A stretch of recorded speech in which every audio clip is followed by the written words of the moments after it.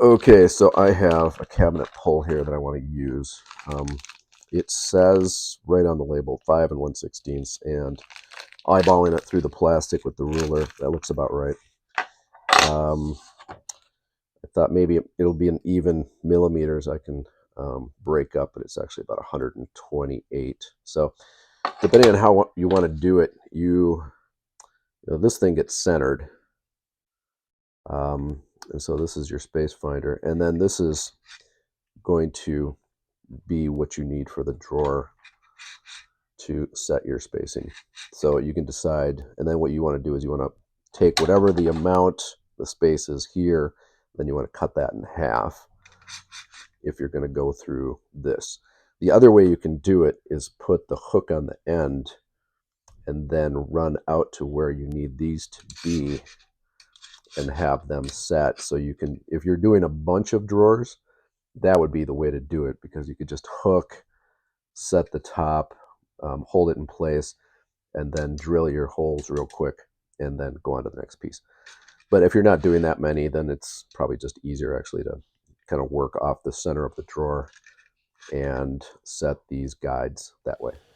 Okay, so here's what I've got. I've got this guy set to the height on the drawer that I'm working on. I've got two different sizes, so I'm going to do the top ones, which are narrower first. So this is the distance for those particular drawers.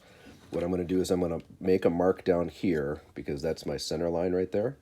And so what you probably want to do, when I do this, I'm going to put painter's tape somewhere about where the line is going to land. I'm going to mark my centering line, and then I'm just going to hold this guy.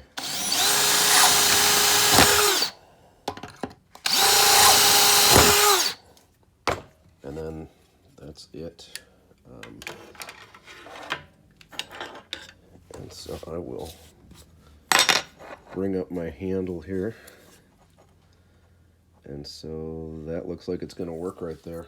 I measured, it's 5 and 1/16. So what I did was I went 2.5, and I think these are 16ths. So I just kind of split the difference between the lines, and then went out from the center the same amount. So 2.5 with a little bit, 2.5 with a little bit here, and that gave me my spacing. And you saw how quick it was to drill it. So what you do is you find the middle of the drawer, you put some painter's tape and put a long line, and then you can use the centering function. You can see there's a little cross. And so a lot of these, they're not all exactly the same, but a lot of them have the same features. One thing I'm not crazy about is I guess it's kind of flush. Well, there's a little bit of a tilt here, but not too much. So there's other ones that adjust in case your drawers actually have borders around the edges and you've got a little bit more flop. But it's doing the job, so I just need to start drilling holes. Okay, so here's what I did. It's about a 24-inch drawer, so I measured to about a little bit over 12 inches here. And what I'm going to do is I'm going to take my square and just make a nice straight up and down mark. And that's when I put my jig on here and I center it on that right there, and then I can drill my holes.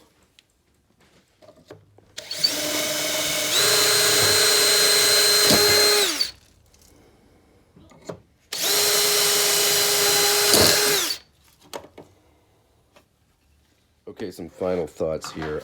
I used this guy, so two things. The kit I got comes with a regular drill bit point. It also comes with a punch. The one thing about using the punch is you may not disturb this, but if you're kind of off to one side or the other, it can actually be problematic, because if you just take it off and you drill the punch mark, what happens is if it's shifted over here and it's shifted over there, it may be enough to where you have to kind of drill out the hole a little bit bigger to get the room you need to actually get the screw through. So not loving this, but One solution or a combination solution, is if you're going to drill right through these steel bushings here, these silver donuts, use a brad point. That's a special type of drill bit if you're not familiar with it. It has a teeny tiny, the way it's sharpened has a little point, and what happens is when it goes into the wood, it sticks and it won't shift. This one has a tendency to kind of walk around and create an offset hole. Or what it was doing with this thing is it was actually pushing these loose. So these guys were wandering around. And so if you're going to do something and you're going to try and be consistent and replicate the markings and just drill right through the guides, I would recommend putting some painter's tape on these guys so they can't travel. I'm going to probably put one piece on here to make sure that that can't dip up and down. So yeah, so anyways, if you're going to do like 100 drawers like this, let's say you're producing a whole kitchen's worth and there's a bunch that are the same, then yeah, just some simple painter's tape will keep it from moving around, and I think that will secure it. So yeah, brad point instead of the one that came with it, a little painter's tape to lock in all the settings, and then just kind of go slow and be careful making your holes. You can put a backer board on the back too, and it'll kind of help if you're pushing the drill through. If this is dull, make sure it doesn't blow out the back and give you kind of these rip marks in the wood. So anyways, I hope all this stuff helped. It's still really handy. If you're doing a bunch of these, I need to crank some out on a different dresser. So yeah, now that I've had a chance to use it, I feel like these little things will help make it a lot easier to use it accurately and consistently. All right, thanks for watching. Okay, so I measured from each side, and I ended up with these 2 marks running vertically up here. So I'm splitting the difference, and as I was doing this, I wanted to show you something. I call it Casual Friday in China. Look where that V is in the gauge, the part that travels here, and where'd it go? Like this thing right here, and then look where that white mark is relative to the top of the V. It's pretty far off for something that, I mean, you're not going to notice this, you know, like a 1/16 of an inch on a dresser from a ways away, but really,